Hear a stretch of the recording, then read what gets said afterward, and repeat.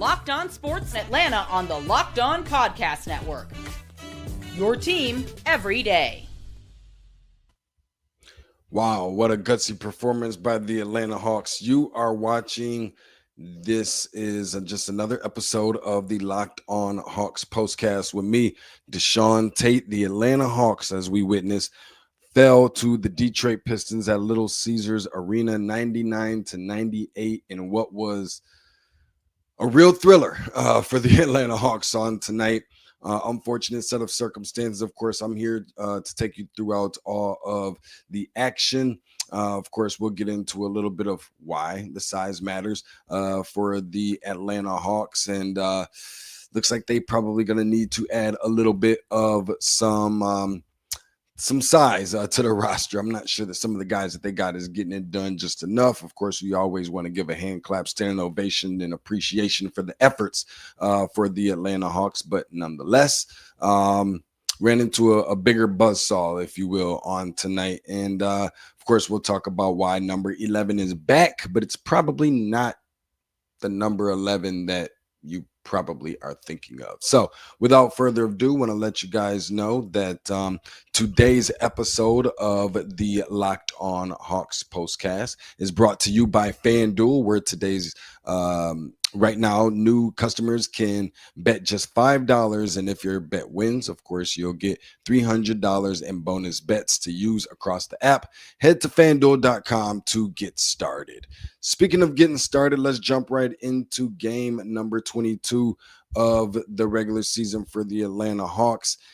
And I'll be really transparent. There was a couple things that I saw in this particular matchup that I really thought needed to go the Hawks' way that didn't really look like much of a chance would be given. Of course, they had to convert on their shots to prevent the Detroit Pistons from being able to get a rebound. That didn't happen nearly enough, as you can see by the end result. But I really think that they need to focus on not where's Waldo, but where is Zero, that being nobody else other than Jalen Duren, who between he and I call him Beef Stew, being Isaiah Stewart.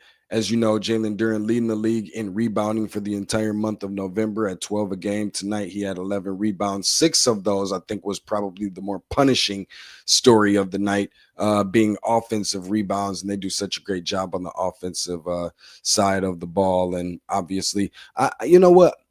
So on the defensive side of the ball is where I really was the most intrigued by this particular matchup, because the Atlanta Hawks are coming to the evening ranked sixth in the NBA in steals with 9 a game, and the Detroit Pistons just slightly better than them at 10 steals a game, ranking 4th in the NBA. Of course, the Atlanta Hawks got the better of the Detroit Pistons on tonight, in which I think that's what really kind of helped catapult them, because while the Detroit Pistons have been hot, we know that they're one of, if not the hottest team in the NBA, one of the hottest teams in the NBA, certainly one of the more aggressive teams in the NBA. I think that was the ultimate,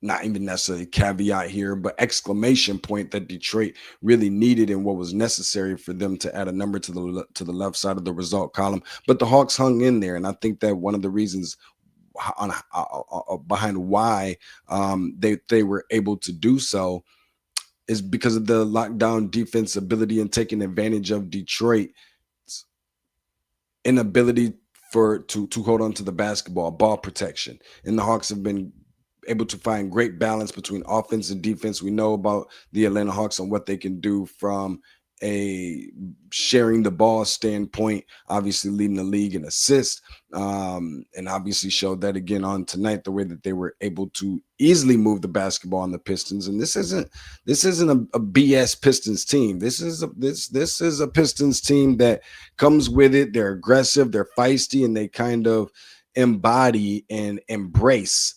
the culture of the Detroit way of playing basketball, which everybody knows, unless you've been living under a rock, that is on the defensive side of the ball. So I think that the Hawks did a pretty fine job of that, and obviously it had to be a defensive game if we're talking about two teams that scored under 100 points.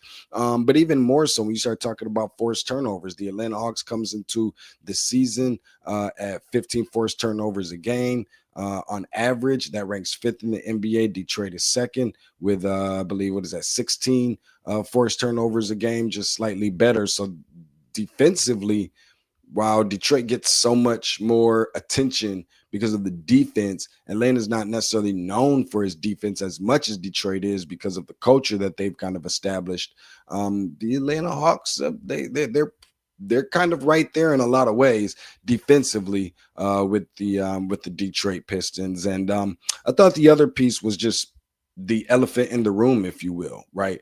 It is where I felt like the Atlanta Hawks needed to match the physicality and the intensity by punching back, which I think was very important for the team on tonight against the Detroit Pistons. And I think that they did a good job of that. I mean, in the end, obviously, it got a little bit ugly, which we'll talk about in the next segment. But I still think that the Atlanta Hawks did a good job of punching back, and you consider in the circumstances of everything. Obviously, the Atlanta Hawks are playing without Trae Young, they're playing without Kristaps Porzingis, and a lot of people say, "Oh, duh."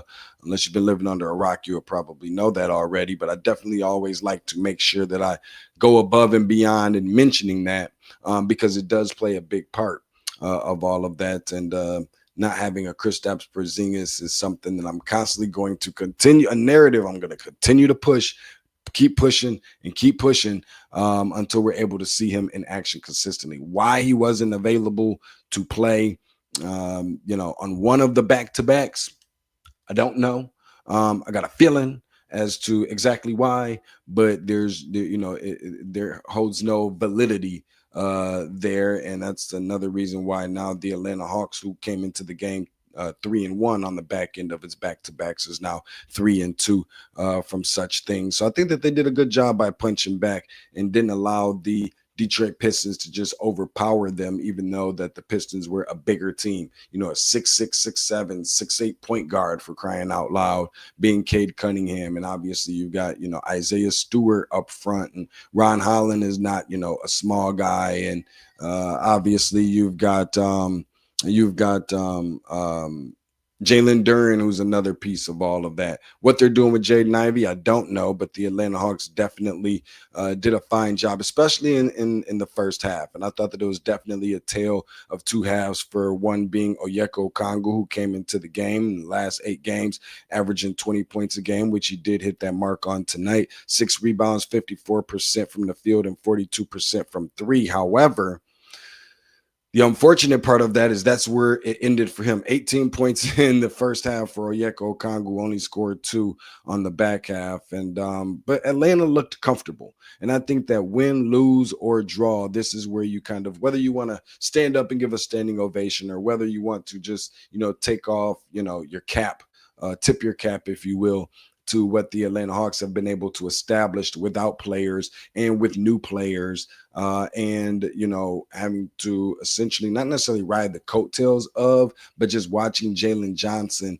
step in and while not necessarily in one of his better games that he's been having, we all know what kind of a tear that he's been on in the last 2 games coming in: 70 points, 26 rebounds, 19 assists, 49% from field, and 7 for 15 from 3. And that's just in the last 2 games alone, solidifying himself yet again as an all-star, not in one of his better games, but still able to meet his mark, not only from a stat sheet standpoint, and meeting his mark from a scoring standpoint, also coming into the game with, I think he's had like 7 assists, I believe, in so many consecutive, I think 11 consecutive games, make that 12 consecutive games. Now he was able to make that mark as well. But what he's done from a leadership standpoint and putting his team on his back and leading them, I think has been tremendous. 29 points for him on tonight. 50% from 3. And then Nickeil Alexander-Walker, who maybe didn't have one of the greater first halves in this game, but definitely 16 points in the fourth quarter. And at one point was 4 for 4 from 3, and even helped make this a little bit more of a game with a big time shot late. He's been the guy that has been closing in a lot of ways. I get it. Jalen Johnson in the last game was able to sink and convert on 2 free throws, but Nickeil Alexander-Walker with some big shots late in yesterday's game, and then a big time steal, I think, in last week, if it's even been a whole week's game, at the tail end of the game. And then obviously on tonight with a big time shot to try and extend it as far as they could before they start, making calls up to Secaucus and trying to go to replay centers and stalling the game even more. But certainly valued effort from the Atlanta Hawks in those regards. I think in some ways what kind of hurt them on tonight, not necessarily getting enough from Muhammad Gay, which, you gotta remember, in the most respectful of ways, it is Muhammad Gay after all. He's not gonna have a fantastic night, 15 points or whatever it was like he did last night. Every single game, he didn't do nearly as well, but you kind of bank on him based off of his energy. But the inability to be able to get stops on certain guys. One of those guys on tonight was Tobias Harris, who's averaging 15 points a game, shooting 50% from the field and 84% from three. Had a decent game, maybe not necessarily a great game, but when he was converting on his shots, they definitely counted big time for sure. But Ron Holland was 17 points and only missing 2 shots on the night, I think was something that really, really hurt them. I'll tell you where it hurt this Atlanta Hawks team the most on the other side of this break after we pay some bills. Again, just a little bit of a recap. Unfortunate set of circumstances. The Hawks go down on the road again, which I think they deserve a little bit of a hand clap for. Yes, they've been playing extremely well and very overly competitive basketball and checking the physicality box against the Detroit Pistons tonight at Little Caesars Arena. We'll be right back and break down a little bit about the number 11 is back, but not necessarily the number 11 that you may think. We'll be back in a second.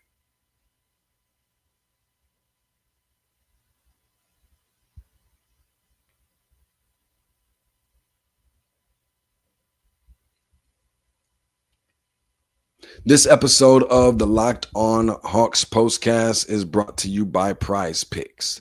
The holiday season is one of the best times for sports. Of course, you've got your bowl games, all the fun college football stuff going on, conference championship games, huge big-time basketball games on the NBA level, like you saw in tonight, Pistons and Hawks, and of course on the collegiate level as well. You've got playoff pushes for a lot of the teams in the NFC as well as the AFC. It's all happening at once. It's creating so much anxiety. One of the best times of the year where you've got all 4 sports between 2 collegiately and 2 professionally happening at one time, and we're making all the choices every single day. One of the most fun places to make those choices and the right call is, of course, on Prize Picks. It is the easiest way to get in on daily fantasy. Just pick more or less on at least 2 player projections, lock in your lineup, and you are in the game. It is just that simple, fast, and available in 45 of the 50 states. Of course, that includes California, Texas, Florida, and right here in the ATL in Georgia.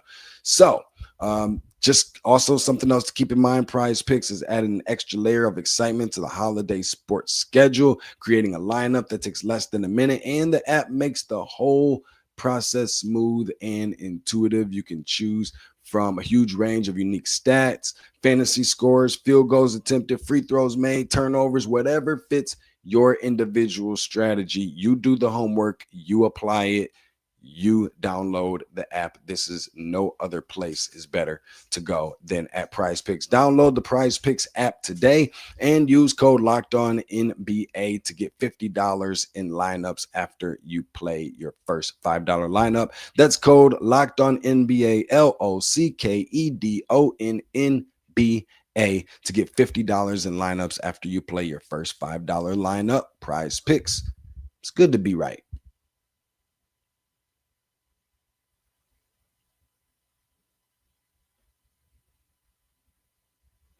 This episode of the Locked On Hawks Postcast is brought to you by FanDuel. NFL Sundays move really, really fast. We just had one yesterday, got another one that's going to be coming up, even more coming up as we get closer to the big one of them all, the granddaddy of them all. Most people think that that's the Rose Bowl. It's actually the Super Bowl, and one big play, and suddenly everything feels so different.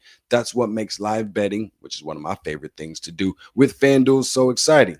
I created my account. Did you? If not, you might want to get on top of that relatively quickly. You can put a little bit of extra money in your pocket. You don't want to be caught as the mom or the dad or the uncle or the auntie or the cousin or grandfather, godfather, godmother, grandmother, whoever that didn't leave that kid any gifts underneath the tree. So make sure that you get right up on top of that. It makes live betting with FanDuel so much more exciting. You're not just watching the game, you're reacting to it in real time. And with FanDuel, you can place your bets as the action unfolds. Every drive, every momentum swing, every highlight moment. Who couldn't possibly love football at this time of the year? Live betting is best when the game starts to shift, a receiver gets hot, a defense tightens up, or the momentum flips after a turnover. Whatever the case may be, FanDuel lets you jump right into the moment. Live spreads and money lines adjust instantly. Player props update as guys heat up. You can bet on the next touchdown score, the drive results, totals, and so much more. If you want to be right in the middle of all the action this season, just visit FanDuel.com and place your NFL live bets all season long. FanDuel, the game moves fast, so can you.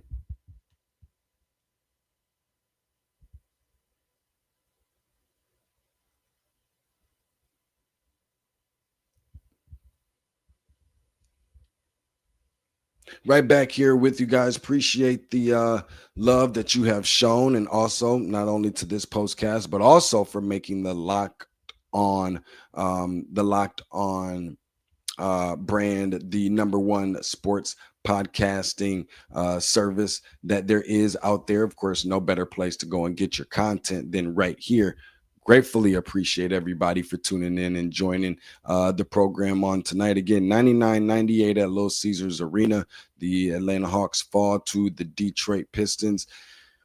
And in a game of runs, and that kind of seems to be the new trending thing lately, the new go-to for the Atlanta Hawks lately. On tonight, another set of circumstances was pretty much the case, and what turned it all around for the Detroit Pistons. And that 11-0 run for the Pistons late in the fourth quarter is ultimately what turned it around for them, and that was a turning point. Time to reveal where the game was won or lost. It's the turning point.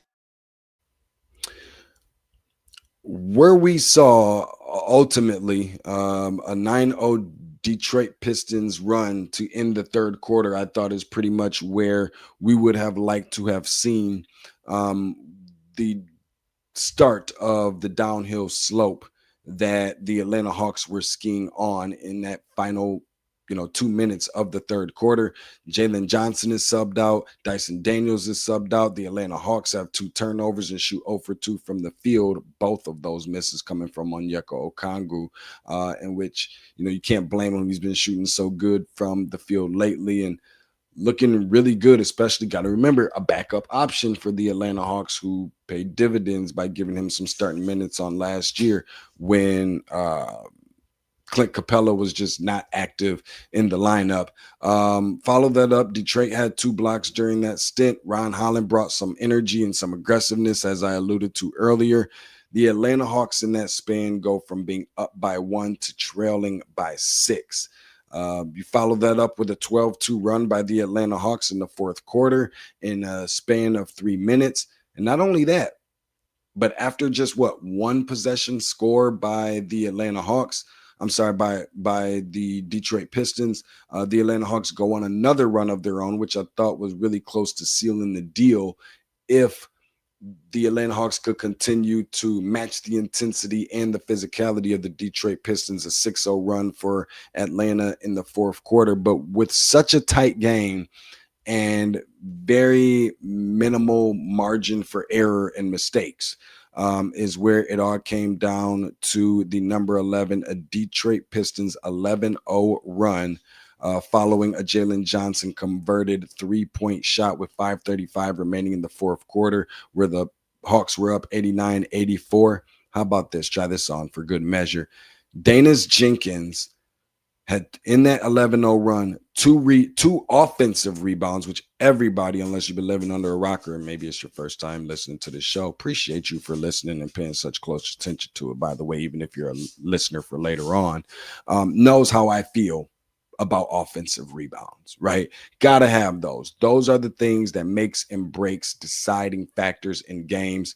This is just more proof of that. Dennis Jenkins in that span, 2 offensive rebounds, a Soar Thompson, a block on Nickeil Alexander-Walker, stepping up their defense again, talking about the Detroit Pistons. Jalen Duren with an offensive rebound, Cade Cunningham with a defensive rebound, a Soar Thompson with a defensive rebound, and then Big Beef Stew, Isaiah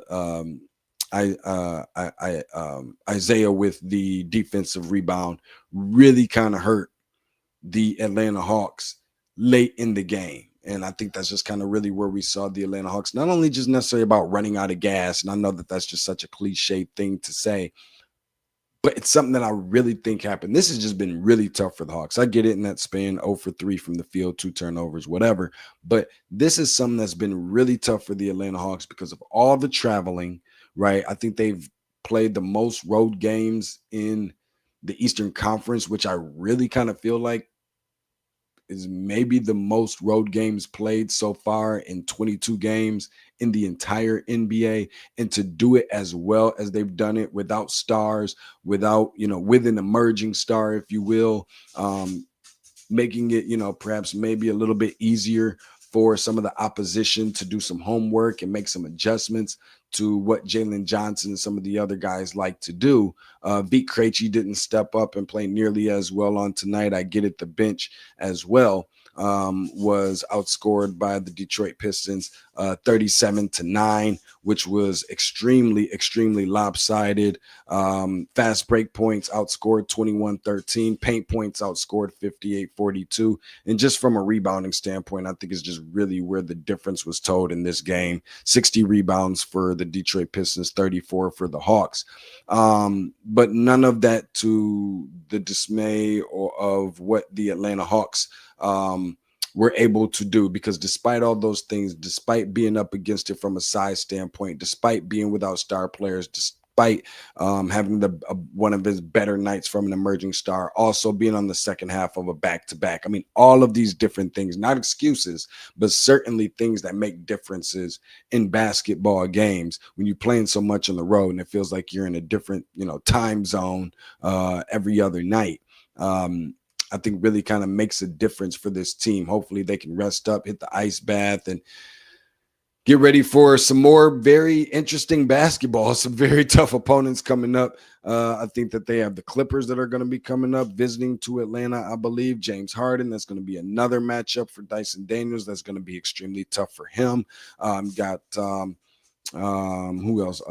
Nikola Jokic as well is going to be another one of those guys in which they have an interesting game coming up against, talking about guys with size, when you got to go up against Nikola Jokic, who's averaging 28 points per game and 7th in the NBA from a scoring standpoint. The hands are full. The plate is full for this Atlanta Hawks team, and hopefully you can get a little bit of rest. But there ain't going to be much time for it as they get ready to gear up for some of those guys. Appreciate everybody for joining me on tonight, the Locked On Hawks postcast. Keep it locked right here for my guy, Brad Rowland, coming through up next with the Locked On Hawks podcast. We'll check you guys out here for the immediate reaction and post-game coverage of the Atlanta Hawks against the Los Angeles Clippers, which I believe is the next game. Appreciate everybody for showing some love, and appreciate you for making the Locked On for making the Locked On Network the #1 podcasting network that you can find around. Appreciate everybody for showing some love. See you back here on the next one. Peace up. A-Town down.